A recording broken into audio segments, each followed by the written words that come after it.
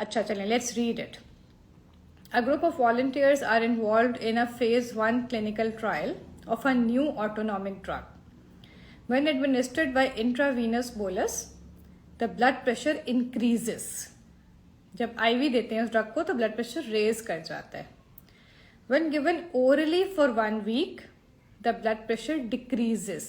जब ओरल देते हैं और लॉन्ग टाइम के लिए देते हैं, 1 वीक के लिए देते हैं, तो ब्लड प्रेशर डिक्रीज कर जाता है. Which one of the following standard agents does the new drug most resemble?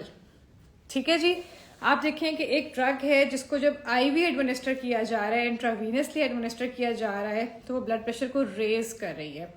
जब उसको लॉन्ग टर्म ओरली दिया जा रहा है तो वो ब्लड प्रेशर को डिक्रीज कर रही है. Which of the following can be a correct option? पहले तो ऐसा करते हैं, फटाफट जो है ना वो जो बिल्कुल ही आउटराइटली रॉन्ग है ना उनको साइड पे कर देते हैं कि एट्रोपिन की कोई तुक्की नहीं बनती. एट्रोपिन का कोई ताल्लुक ही नहीं है ब्लड प्रेशर से, बिकॉज वो मस्करिनिक ब्लॉकर है. Muscarinic receptors are not the predominant receptors in the blood vessels और ना ही वो ब्लड प्रेशर में उनका कोई डायरेक्ट कंट्रोल है. तो एट्रोपिन तो आउट करते हैं हम, ठीक है. अच्छा, अब उसके बाद हम ये एस्टैब्लिश कर लेते हैं कि हमारा कौन सा रिसेप्टर है जो मोस्ट इंपॉर्टेंट है इन दी ब्लड वेसल्स. तो ब्लड वेसल्स के अंदर अल्फा रिसेप्टर्स का प्रिडोमिनेंट कंट्रोल है. जो ब्लड प्रेशर है, जो mainly blood systolic blood pressure है, वो अल्फा रिसेप्टर्स के कंट्रोल में है. तो हमने प्रोप्रानोलोल को भी यहाँ से निकाल दिया. बीटा रिसेप्टर्स का हार्ट में रोल है, ब्लड प्रेशर के ऊपर डायरेक्ट रोल नहीं है, हमने प्रोप्रानोलोल साइड पे कर दिया, ठीक है. अब हमारे पास रह गए जी तीनों ऐसे जो अल्फा एगोनिस्ट हैं. Clonidine is an alpha 2 agonist, फेंटोलामीन is an alpha blocker, phenylephrine is an alpha agonist, ठीक है. अब इन तीनों में फर्क क्या है? Phenylephrine is an alpha 1 agonist, फेंटोलामीन दोनों का ब्लॉकर है. ब्लॉकर कभी भी ब्लड प्रेशर इंक्रीज करेगा ही नहीं. जब भी आप फेंटोलामीन दोगे वो outrightly directly in any case in every route जिस मर्जी से एडमिनिस्टर कर दो ब्लड प्रेशर को डिक्रीज ही करेगा. तो फेंटोलामीन भी आउट हो गया हमारी ऑप्शंस में से. रह गया क्लोनिडीन और फिनाइलेफ्रिन, ठीक है. अब फर्क क्या है इनमें? क्लोनिडीन अल्फा 2 एगोनिस्ट है, फिनाइलेफ्रिन अल्फा 1 एगोनिस्ट है. फिनाइलेफ्रिन की सिलेक्टिविटी टुवर्ड्स अल्फा 1 बहुत ज्यादा है, वो प्योरली अल्फा 1 को ही इनहिबिट कर रहा होता है. क्लोनिडीन अल्फा 2 को इनहिबिट करता है और पार्शली अल्फा 1 को भी इनहिबिट करता है, ठीक है. The correct option here is beta clonidine.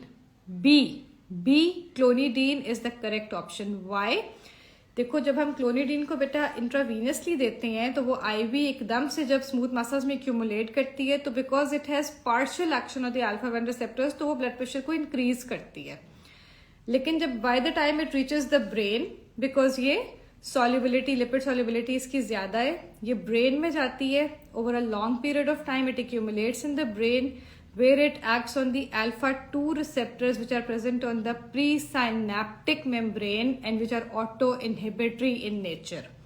Clonidine की ये बात हमेशा याद रखनी है कि क्लोनिडीन अल्फा 2 एगोनिस्ट है, लेकिन ये अल्फा 2 रिसेप्टर्स के ऊपर एक्ट करता है जो ब्रेन में प्रीसाइनेप्टिकली प्रेजेंट होते हैं. प्रीसाइनेप्टिकली ये रिलीज को कंट्रोल कर रहे होते हैं, सिंपैथेटिक जो नॉरएपिनेफ्रिन है उसकी रिलीज को कंट्रोल कर रहे होते हैं. And they decrease the release of norepinephrine. ये ऑटो इनहिबिटरी है, ये एक किस्म का अपनी ही प्रोडक्शन के ऊपर एक चेक लगा होता है अल्फा 2 रिसेप्टर्स का कि भी जब प्रोडक्शन ज्यादा होती है अल्फा 2 रिसेप्टर्स जो है वो सिंपैथेटिक स्टिमुलेशन कम कर देते हैं.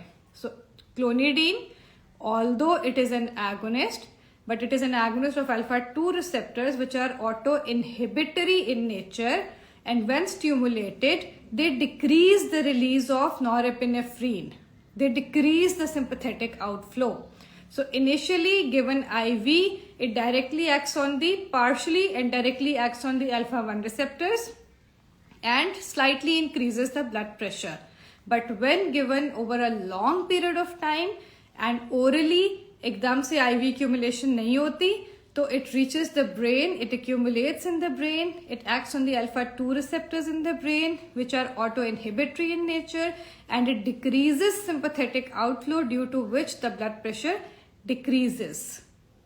मुश्किल था ये MCQ, लेकिन ये बात हम लोगों ने समझ लेनी है अच्छी तरह आज. आई होप कि आप लोगों को इस बात की समझ आ गई हो.